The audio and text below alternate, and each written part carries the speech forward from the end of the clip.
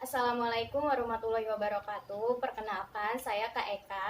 Di sini saya akan menjelaskan tentang koordinat kartesius. Nah, koordinat kartesius digunakan untuk menentukan objek titik-titik pada suatu bidang dengan menggunakan dua bilangan yang biasa disebut dengan koordinat X atau koordinat Y. Nah, di sini ada gambar diagram kartesius. Di diagram kartesius ini terdapat sumbu X yang merupakan garis horizontal dan juga sumbu Y yang merupakan garis vertikal. Di sini sudah tersedia angka-angkanya ya. Pertama, kita akan menentukan posisi titik dari diagram kartesius ini. Nah, di sini kita udah punya titik A dan juga titik B.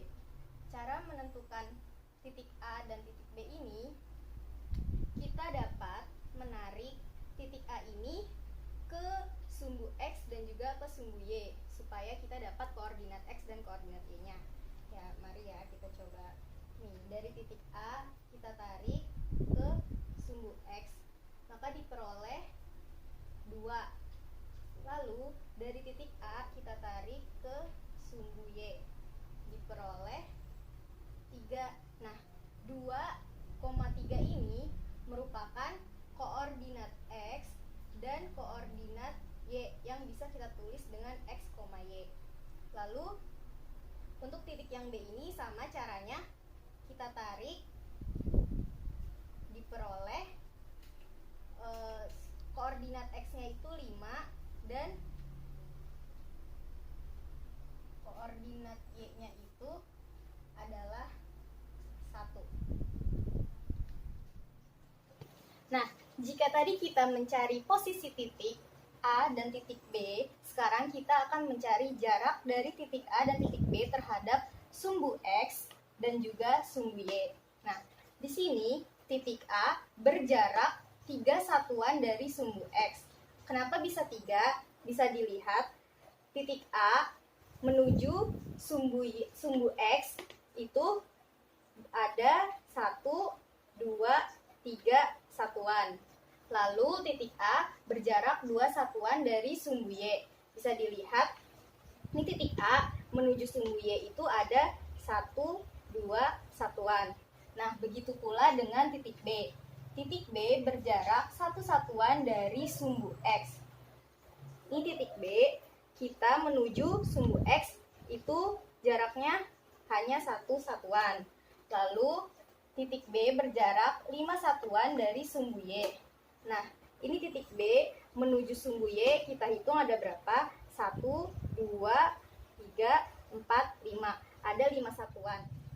Nah, jika tadi kita telah mencari posisi titik dan juga jarak titik terhadap sumbu X dan sumbu Y, sekarang kita akan mengenal yang namanya kuadran. Di sini, sumbu X dan juga sumbu Y membagi diagram kartesius ini menjadi 4 kuadran.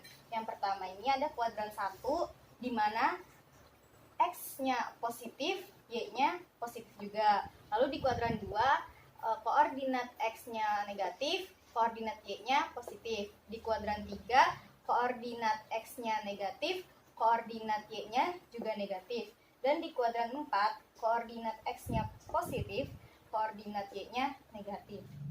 Nah, jika tadi kita telah mempelajari posisi titik, jarak titik terhadap sumbu X dan sumbu Y, dan juga letak kuadran, sekarang saya akan memberikan contoh soal. Di sini terdapat titik E yang memiliki koordinat X 3 dan koordinat Y-nya negatif 2. Nah, yang berarti titik E ini berjarak 2 satuan dari sumbu X.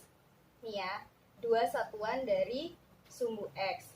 Lalu titik E ini berjarak 3 satuan dari sumbu Y. Nih, dapat kita hitung 1, 2, 3 ke sumbu Y. Nah, dan titik E ini berada di kuadran 4. Sekarang yang terakhir, kita akan menentukan bangun datar yang terbentuk dari titik-titik yang ada di sini. Di sini kita punya 4 titik, yaitu titik A, B, C, dan D. di mana titik A itu 3, -2, titik B negatif 1, -2, lalu titik C negatif 1,1, dan titik D 3,1. Nah, untuk menentukan bangun datar yang terbentuk itu, maka kita harus mencari posisi dari titik-titik ini.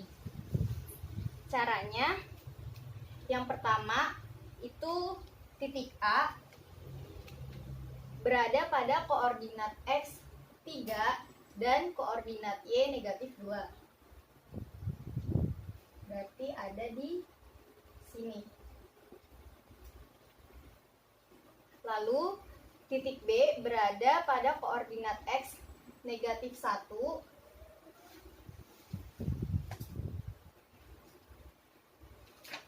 dan koordinat Y negatif 2. Berarti berada di sini. Lalu titik C berada pada koordinat X negatif 1 dan koordinat Y 1. Berarti ada di sini.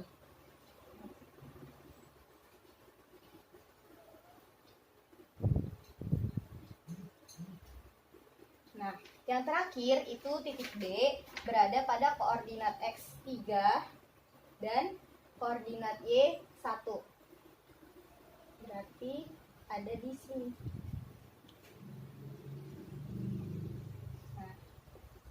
Nah, dari sini kita dapat memperoleh bahwa titik-titik ini menghasilkan bangun datar, yaitu persegi panjang.